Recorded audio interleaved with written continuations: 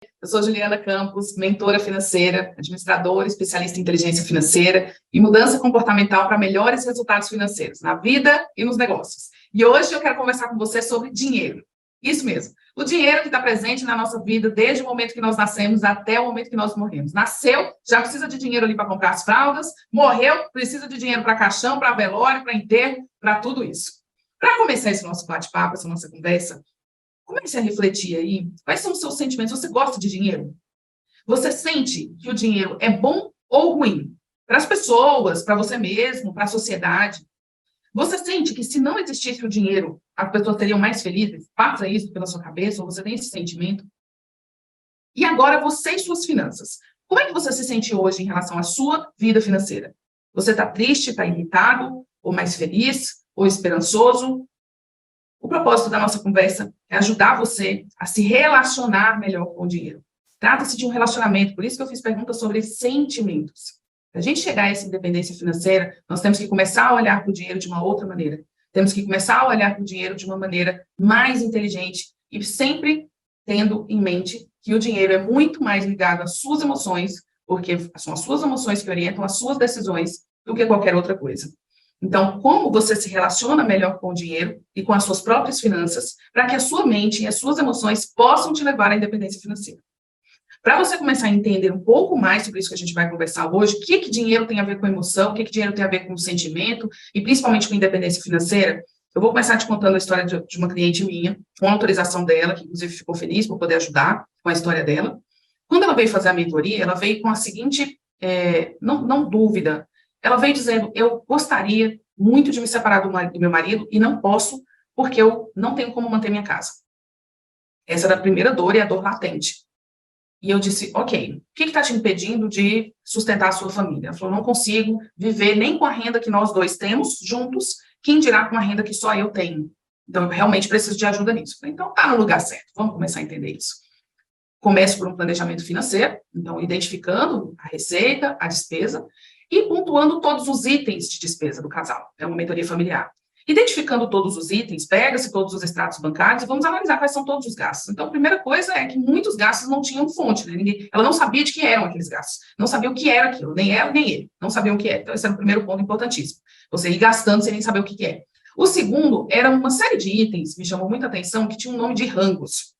E eu perguntei para ela, o que são? O que é isso, rangos? E ela disse, é o açougue. Eu tinha ticado tudo, né, junto com ela, e falei, mas tem muitos desses, não, vamos somar tudo? Deu R$8.000 naquele mês, de açougue. Aquilo foi, tem algum problema aí, né? Temos alguma situação aí para rever. Ela também ficou abismada, o marido também ficou chocado, e aí eu falei, então vamos fazer o seguinte, para tirar, você fez muita festa? A gente faz churrasquinho de vez em quando, mas aqui também gasta muito, tá? Mas quantas pessoas moram aqui? Quantas pessoas comem nessa casa? 2 adultos e 2 crianças. Realmente tem alguma coisa muito séria aqui. A gente precisa ver. Para tirar a dúvida, se esse daqui não é algo que só foi esse mês, pega os outros meses. Pegamos os outros 4 meses anteriores para fazer uma média e comparar quanto que foi gasto com açougue. Foi mais ou menos isso. Foi gasto mais ou menos R$8.000 por mês com açougue. Comecei um trabalho para entender qual era o vínculo emocional que aquela família tinha com aquela despesa. Porque é bem por aí. Quais são as emoções que levam a essa quantidade de recepção de pessoas em casa, de oferecer comida, de ter muita comida em casa? Estraga muita comida? Acaba estragando, né? Mas nós temos aqui um freezer só de carne. Tudo bem. Por que vocês pensam que vocês precisam estocar tanta carne? E aí não vinha essa resposta. Com o cuidado devido e com a estratégia devida para encontrar esse real motivo, ele surgiu durante a mentoria. E o real motivo é que o pai dela vivia dizendo para ela que ela tomasse muito cuidado para não passar fome, que ela tinha que fazer uma faculdade que garantisse que ela tinha o pão de cada dia, o alimento de cada dia. Que ela ia perceber quando ela estava beirando a passar fome, quando ela não pudesse mais comprar carne. Quando ela não pudesse mais comprar carne, ela ia perceber que o dinheiro dela não era suficiente, que o que ela tinha estudado não era suficiente e que ela não podia manter ali aquela família. Esse era o primeiro ponto que identificava o vínculo emocional dessa pessoa e dessa família com a carne. Segundo o avô dela tinha ido para a guerra, e nesse momento, enfim, né, o conflito que teve, ele passou fome. E quando ele voltou, ele criou todos os filhos também, pensando que a qualquer momento poderia faltar. Então, ele também sempre enchia a casa toda de todos os alimentos que ele podia, principalmente carne. Carne era o que identificava para essa família, que essa família estava bem e que essa família não iria passar fome nem tão cedo. Até chegarmos aí, foi um processo de identificação desses sentimentos que trouxeram vários outros sentimentos que acompanhavam essa minha cliente desde a infância dela. Então, ela reviveu muitas situações, teve que perdoar muitas situações que aconteceram no passado, para compreender que ela hoje não precisava mais ficar estocando carne, que ela hoje não precisava mais ficar fazendo eventos e oferecendo churrasco para as pessoas, para que ela percebesse que ela não ia passar fome nem tão cedo. Veja que o que estava acontecendo ali, entre outros fatores, mas o que estava berrando e gritando era uma dor emocional profunda de pensar que poderia passar fome a qualquer momento. Agora, imagine a vida desta família e da família que ela veio, ou seja, do seu pai e dos irmãos desse pai e desse outro pai, ao longo de todos esses anos, ensinando para todas essas crianças que elas podem passar fome a qualquer momento. E o que elas precisam fazer para não passar fome? Para perceber que elas não vão passar fome nem tão cedo? Comer carne. Carne é o indicador de que isso não vai acontecer. O que eu estou contando aqui para vocês é o caso específico de uma cliente que, a partir dali, veja, no primeiro mês, nós tivemos uma redução de orçamento de R$6 mil. E depois em todos os outros meses. Então, conseguimos melhorar o orçamento só em um item, em R$6 mil. Fizemos vários outros ajustes de várias outras despesas que tinham vínculos emocionais. Mas esse era um vínculo que gritava e praticamente foi lançar ali a independência dos filhos dela e dos filhos deles e dos filhos deles. Porque aquilo ali iria ainda durar muito e muito tempo naquela família, passando de geração para geração. Um vínculo emocional profundo, um aprendizado inconsciente e subconsciente de associação da felicidade, da fartura, da independência financeira com a comida, no caso, a carne. Isso é uma emoção que leva a uma ação. A emoção de não posso passar fome, então o que eu posso fazer para garantir que isso não vai acontecer? Qual é o sinal? Qual é o indicador de que isso não vai acontecer? Se eu manter a minha casa sempre cheia de carne, se eu ver que tem bastante carne aqui no freezer, isso está acontecendo, isso está legal.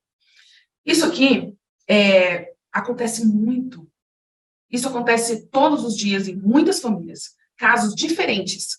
Mas o caso aqui é uma associação emocional, um vínculo emocional entre um produto ou um serviço ou uma despesa específica com aquilo que ela pode trazer de bem-estar, de tranquilidade para aquela pessoa. O dinheiro pode ser a causa, consequência e o resultado de muitas coisas na vida de uma pessoa. Na vida da sociedade, é urgente discutir e aprender mais sobre dinheiro, finanças, para que as pessoas possam alcançar essa independência financeira. Porque, veja bem, nós temos 70% de todas as famílias do Brasil endividadas. Pois é. 46% dos jovens brasileiros entre 25 a 29 anos já estão endividados. O dinheiro é a segunda maior causa de divórcios no mundo. E mais tantos e tantos casos de depressão, de ansiedade profunda, de pânico e até suicídio por causa de dinheiro. Nós, seres humanos, muitas vezes nós só observamos esses números alarmantes, né, quando passa na TV, no Jornal Nacional, ou enfim, em algum outro jornal de ampla veiculação, ou quando você está lendo alguma coisa, ou quando acontece alguma coisa especificamente conosco. E comigo não foi diferente. Comigo aconteceu também algo na minha vida para que eu pudesse olhar para qual é a relação das pessoas, de um modo geral, com o dinheiro, ou a minha, ou a dos meus parentes. E como é que o povo brasileiro se relaciona com o dinheiro? Como é que o povo se dá com o dinheiro por aí? Comigo foi, meu tio estava com câncer, ele morava em Brasília, esse câncer já era terminal. Eu fui visitá-lo, e naquela situação, eu perguntei, sem esperar uma resposta positiva, né, porque naquela situação dele era difícil esperar uma resposta positiva, tio, o que o senhor está precisando? O que eu posso fazer por você? E ele respondeu, filha, agora eu não quero mais nada. Porque eu nem posso mais sair dessa cama de hospital, porque eu não tenho mais nada que querer da vida. Mas eu queria. Eu queria ter feito muito mais. Eu queria ter vivido uma vida mais simples, ao invés de ficar a vida toda só trabalhando para ter dinheiro. E hoje, filha, eu não tenho nem dinheiro, nem saúde. Nós dois nos juntamos, nos abraçamos e choramos juntos. O que essas duas histórias têm em comum? Emoções. Fortes emoções. Eu saí de lá, do hospital naquele dia, decidida a fazer alguma coisa. E o que eu podia fazer? Estudar, trabalhar, pesquisar, escrever, desenvolver algo para ajudar as pessoas que vivem essa mesma história todos os dias. História de morte ou história de vida? E eu já tinha entendido que o problema não era só a renda, apesar que esse é o principal problema para muitas pessoas. Mas eu fiz meu mestrado estudando as pessoas que tinham uma boa renda para os padrões brasileiros. Pessoas inteligentes, cultas, com bons cargos, que sabiam fazer planilhas, mas, mesmo assim, não estavam satisfeitas com a própria vida financeira. E algumas até viviam se endividando. Eu vasculhei a literatura, me debrucei em cima de tudo que eu podia encontrar sobre psicologia financeira, eu estudei as pessoas que ganhavam dinheiro e as que não ganhavam também, e eu fui aplicando o que eu percebia e o que eu aprendia, e estava dando resultado, e aí foi que eu desenvolvi o método Mente Rica. Esse método que associa a psicologia financeira, que ajuda as pessoas que têm traumas, bloqueios, impedimentos mentais ou emocionais em relação ao dinheiro, com a aplicação do dinheiro, e também com a aplicação das técnicas financeiras que vão ajudar essas pessoas a crescerem e se desenvolverem financeiramente e sair desse movimento, né, que o Ozaki chama de corrida dos ratos, que a pessoa só vive trabalhando para pagar conta, acaba o dinheiro, trabalha, paga conta, trabalha, paga conta.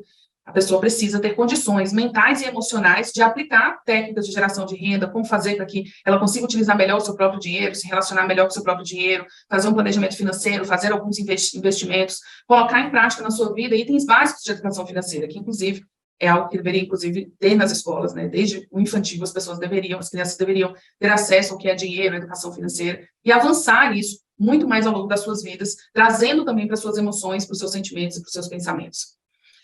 A história da minha cliente, ela traz para vocês um exemplo apenas, mas eu vou colocar aqui outros para vocês também compreenderem o quanto um pensamento e um sentimento colocado na fase de infância pode fazer com que os seus resultados sejam aquele mesmo por toda a sua vida. Então, você pode ser programado desde a sua infância a depender do quanto de emoção tem naquilo que é falado para você ou do quanto aquilo é repetido para você desde a sua infância. Existe algo muito mais profundo entre você não saber lidar com as suas finanças pessoais e o endividamento, o endividamento do povo brasileiro. Esse algo muito mais profundo está envolvido entre os espaços intermentais, consciente, subconsciente e inconsciente. Para você começar a entender um pouco mais também sobre esses espaços intermentais, eu vou mostrar aqui para você agora, vou compartilhar com você uma figura. Então, aqui, eu pesquisei rapidamente aqui na internet uma imagem para demonstrar para vocês e comparar os nossos espaços intermentais aqui da nossa caixolinha da nossa cabeça com um iceberg. Então, para vocês lembrarem também do iceberg, deste especificamente, ele faz uma associação ao filme Titanic, lá quando os marinheiros diziam que nem Deus poderia afundar aquele navio. O que aconteceu? Eles estavam lá navegando tranquilos e calmos e tinha um pedacinho de gelo, né? Eles estavam vendo um pedacinho de gelo que era quase nada. Eles falaram, então, esse navio, né, vai tranquilamente passar por cima desse pedacinho de gelo. Só que o que havia embaixo era muito maior do que o que tinha ali na superfície do mar, que eles podiam ver. E foi capaz de afundar o Titanic. Então, o iceberg, você vê pouquinho dele na superfície e ele é muito, muito maior embaixo, onde você não vê. Então, veja que aqui, comparando com a nossa mente, nós temos apenas cerca de 10%, que é a parte consciente, que é aquilo que você consegue ver. O seu comportamento, os seus pensamentos, as suas capacidades e habilidades que você consegue ver. É o que está consciente na sua mente. Mais para baixo, nós temos aí o pré-consciente ou subconsciente, cerca de 10%. E aí é onde mora o seu inconsciente individual, onde estão as suas percepções, as suas memórias, lembra da história da minha cliente? O seu conhecimento, as suas crenças naquilo que você acredita que é verdade, os seus valores. E muito mais profundo, é cerca de 80% o seu inconsciente. Aqui estão suas necessidades, seus medos, seus impulsos, suas motivações, suas programações verbais, as influências que você sofreu ao longo da sua vida, os exemplos, os episódios específicos, isso aqui é extremamente importante, os episódios específicos da sua infância, os fatos hereditários da sua infância, o seu legado, a sua criação, toda a sua relação de parentalidade com as pessoas que conviveram com você, os seus processos de identidade. Então, isso daqui é para demonstrar para vocês o quão profundo está a raiz do seu problema financeiro. O quão profundo está a raiz do problema financeiro do povo brasileiro. E que não está necessariamente, quase nunca, na espécie dinheiro em si, mas está em toda a raiz profunda e sentimental, emocional, que você nutriu ao longo da sua vida. Então, lá quando você era criança, aquilo tudo que falaram para você sobre dinheiro é para você uma verdade, porque aquelas pessoas eram importantes para você, era a sua mãe, que é a figura de autoridade, de amor, de carinho que você tem com mais profundidade, o seu pai, ou as pessoas que representaram os seus pais também, o ambiente, os professores, que são também autoridades, tudo isso trouxe para você algumas verdades, e está lá no seu inconsciente, e isso é 80% de tudo. Então, veja, você está andando sabendo já andar. Em algum momento você aprendeu isso e nunca mais você desaprendeu. O seu intestino funciona sem que você fique dando comandos para ele, comandos conscientes do tipo, vamos funcionar agora, intestino. Não, ele simplesmente funciona, independente de você estar lembrando dele ou não.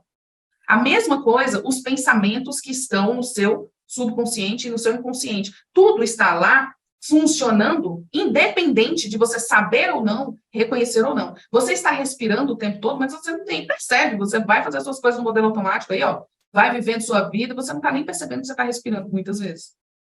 O seu estômago está funcionando, você só come, mas você não está percebendo o funcionamento do seu estômago, mas ele está funcionando o tempo todo.